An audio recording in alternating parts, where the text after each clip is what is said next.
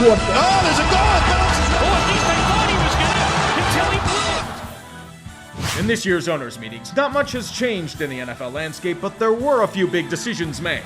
In an attempt to massage the egos of the refs union, the motion to make roughing the passer reviewable was rejected. It doesn't matter. We all knew it was going to be like reviewing pass interference a few years ago, where only a play or two was overturned and blatant PI wasn't because reasons. You will, however, see more potential ref ball and players with the number 0 on the field. There will also be no gradual cuts down to the final roster in the preseason from 90 players, which should keep starters fresh for a probable wave of injuries in week 2 of the season. Speaking of changes that no one wants, there's a chance that Thursday Night Football will have flex scheduling. It's more than likely going to be up for vote in May, and would give teams at least 15 days notice of a change from Sunday to Thursday. This would be terrible for the game, but remember, the dollar is what drives the NFL. TV rights fees are far more important to the league than the fans, and we all know it.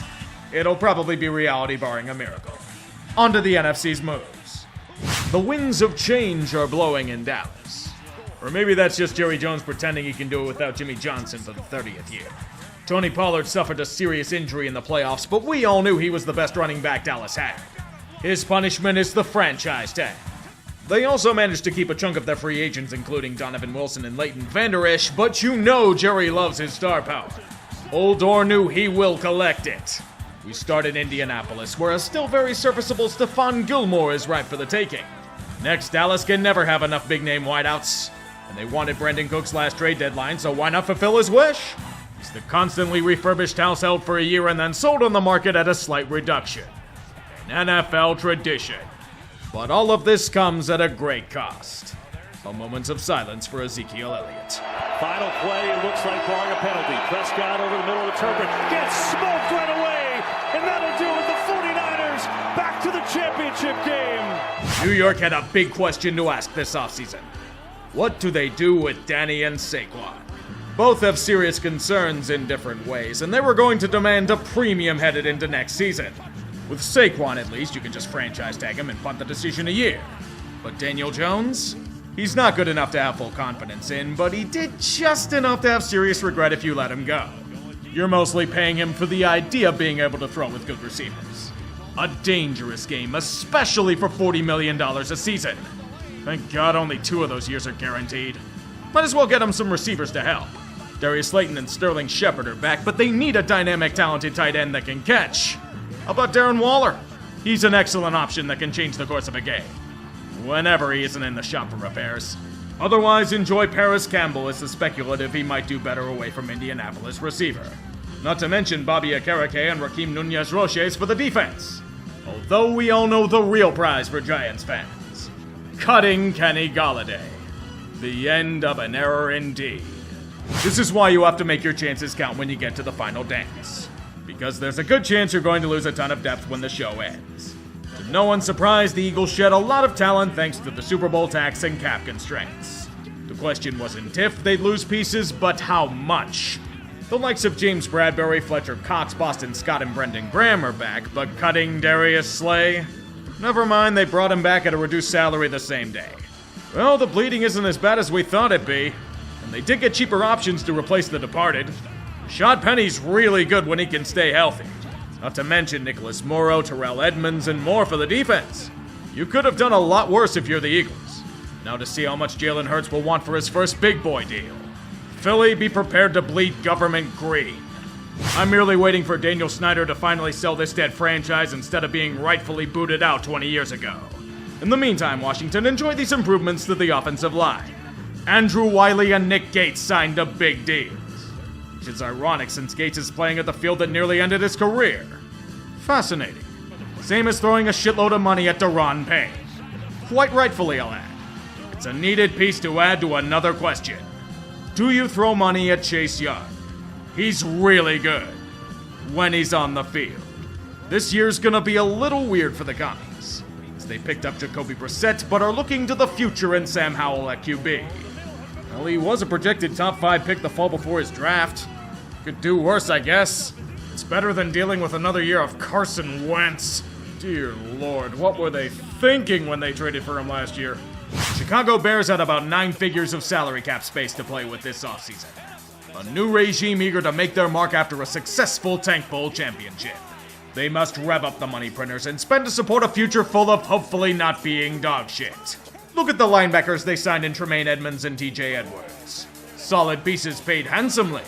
Nate Davis with a big boy deal to solidify the offensive line. And more too.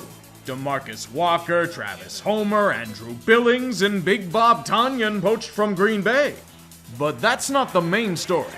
The real one is collecting a massive haul from the Panthers to trade the number 1 pick. They're going full bore with Justin Fields, who showed flashes of brilliance last season but needs to hone in his arm for true success. To compensate, here are 2 first-rounders, 2 seconds, and an elite receiver in DJ Moore. It's the kind of move that can kickstart a contending window if they're wise with the selections. But that's for the future to decide. A promising one deserves the full support of their franchise quarterback. Nathan Peterman, welcome back to the fray. Motown smells concoctions not experienced in quite a while for them. The aromas of playoffs waft into rage. The Lions played with fire to end the year, and the time has come to act. Blood is in the air, and talent must be poached at a premium. David Montgomery is a quality running back. It should be a nice upgrade to complement DeAndre Swift. The secondary suffered a lot of public headaches early last year. But with Cameron Sutton, Emmanuel Mosley, and Chauncey Gardner-Johnson brought in at rich sums, shipping off the fallen Jeff Okudah for scraps, that might be how you fix it if they fit the scheme. Alex Anzalone and John Kaminsky are back in the fold, but what about long-lost Graham Glasgow? He's back home and away. He's more for depth nowadays than anything, but he's home. Detroit is interested in getting back to respectability, and they're damn close to it. Just let everyone else fall apart while they stake a claim. Welcome to Mr. Rogers' neighborhood. Instead of the feel-good, wholesome messages of a humanitarian, you get a selfish prima donna that is begging to get the hell out of his self-inflicted prison. It's obvious to anyone paying attention that Rogers has played his last game as a Packer. It might be because of his comments about Gutekunst or going on Pat McAfee declaring that he wants to play for the Jets, smacking you with a 2x4 wrapped in barbed wire. Yet a move hasn't happened yet. Aaron is still a Packer, and he's getting very impatient. The Packers never talked to him about his needs and concerns, Rogers cries. But Aaron apparently never returned Brian's calls. At the end of the day, Green Bay's playing hardball in the most groan-inducing soap opera this side of Lamar Jackson. In Mr. Rogers' neighborhood, he has no interest in being your neighbor, because he wants to move to New York. You can sense that the Vikings are getting impatient with the old core. Anyone who could decipher basic statistics could tell you that Minnesota's season was extremely lucky. Some might say fraudulent. Despite their bitterly disappointing finish, the Vikes must move forward. And that unfortunately means gutting a huge chunk of the old core. Thielen, Kendricks, Tomlinson, Pat Pete, thank you for your service, but money is precious. Get the fuck out. Harrison Smith was also rumored to be gone, but he restructured his deal. Kirk Cousins hasn't received his nearly annual extension either, and none is imminent. Is his time here nearly over, or will they keep re-upping since they can't get much better? Signing younger players like Byron Murphy, Marcus Davenport, and Dean Lowry are decent options to replace the fallen, but it hurts to see old heroes leave. Just wish they had more success when they were here. It's the cruelty of business and father time, and we unfortunately can't have it any other way. Atlanta needs consistency and the ability to finish a damn game. If they can manage that, they might be able to do something with themselves. This offseason, they went after men that may have the chance to help them there. All the weapons they acquired to shore up their defense. David Onyemata, Calais Campbell, Mike Hughes, Caden Ellis, and Jesse Bates. True influence that will surely get them in a much better situation if all goes to plan. Plus, add a fallen top prospect in Jeff Okudah and a fresh start. It cost them next to nothing to do. Even Jonnu Smith was acquired as insurance at tight end. Also for next to nothing. Unlike extending Caleb McGarry and Chris Lindstrom, Lindstrom is pretty good. Good enough to become the highest paid guard in NFL history. Whomever their QB is next year should hopefully be in good hands. Be it Desmond Ridder or Taylor Heineke and his 10,000 dogs. Or they could change their minds on Lamar and pay up for him. Carolina is at a crossroads. The rebuild has gone more than sideways, especially after several failed QB experiments and Matt's disastrous rule. David Tepper knows he needs to make a splash to get back to relevance. And there's only one way to do that. Get the first overall pick. It cost them a shit ton to get, including DJ Moore, but if they hit on this pick, it'll be worth that price in gold itself. To shelter their new golden goose, enjoy this mentor and quality red rifle. Plus Adam Thielen and DJ Chark as respectable receiving options. Not to mention Miles Sanders to most likely replace Christian McCaffrey with efficiency. And adding Von Bell and Shy Tuttle for the defense, it's not bad work. I dare say it's been a relatively successful offseason that should set them up for life. Unless they salivate over the hot new quarterback of the week in Anthony Richardson and rush him to play. Or do they just trade down to another desperate quarterback-hungry team? The Saints still think they can compete with the big boys, huh? There are significant flaws in their roster construction, and they keep proving that the salary cap is merely a social construct, but trying to find the replacement for Breeze is paramount. Don't tell them the QB was the least of their issues last year because Andy Dalton did well. What will solve their woes is Derek Carr. $100 million guaranteed. Believe me, I like Derek Carr. I think he got a terrible shake in Las Vegas. But is he really going to move the needle that much here? Unless Michael Thomas magically returns to his elite 2018 form, I guess. Jamal Williams and his Naruto fetish are here too. Same as Nathan Shepard and Kalen Saunders. Forgive me if I'm not super optimistic about their Super Bowl chances in the short term. Although their division is incredibly shitty. Life without Brady. There's the off chance he's going to sign somewhere in July or August to troll us all, but that place won't be Tampa Bay. Instead, they will take their ring and pawn it off for a rather painful rebuild. Bucs fans will now get to experience the Baker Mayfield show. His star has fallen off dramatically after a disastrous 2022. Same goes for Chase Edmonds at running back.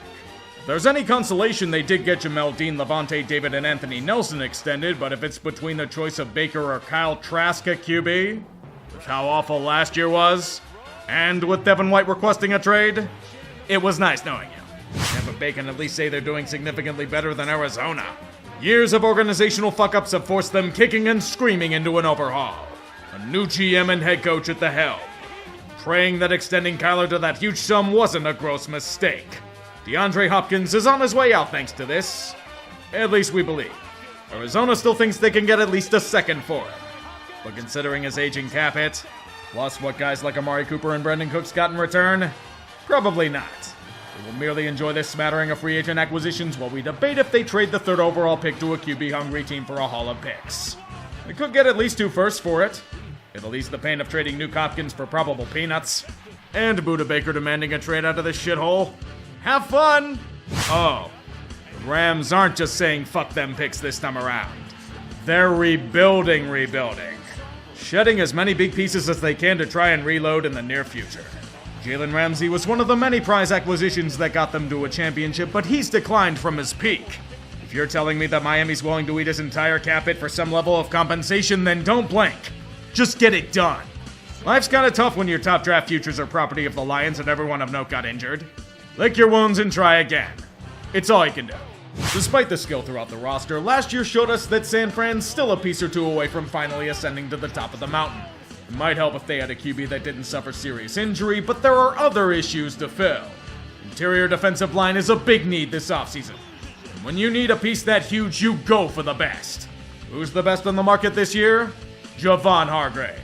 Open the vaults, a quality asset is available for the taking. Even if they lost significant pieces in free agency, their high-end talent is still impressive enough to maintain contending status. But what about under center? Brock Purdy just had surgery, and Trey Lance is coming off major surgery. They need a veteran option to replace Jimmy G as an insurance policy. Sam Darnold, this may be the chance to revive your reputation. Or just get a nice paycheck to hold a clipboard. Surprises keep coming for Seattle. When left for dead, they clinched a spot in the playoffs and got their tanking accomplished by Denver. Now legends of the city are coming back for another taste at glory. Bobby Wagner was deemed lost after leaving for the Rams, but not anymore. He's back where he belongs, as a Seahawk. It's not just him either. Jaron Reed has returned to Seattle as well. Plus, they signed the likes of Draymond Jones, Devin Bush, and Julian Love. They can smell a push towards renewed relevance. And Seattle's found their man behind center. Honestly, by accident. Geno Smith was supposed to be a placeholder for the next QB to come, but he unexpectedly blossomed into the modern Rich Gannon. And thanks to that emergence, he's been rewarded with a payday that couldn't have been fathomed a year ago. 3 years and $35 million per year. Not bad at all. Kind of like this offseason. At the as insane as the last, but there's still plenty that needs to happen. I'll see you all come draft time. Godspeed. It's his third consecutive double-digit sack season. Fields moves in the pocket and gets away. Justin Fields takes off, turns a sack into a big gain and a first down.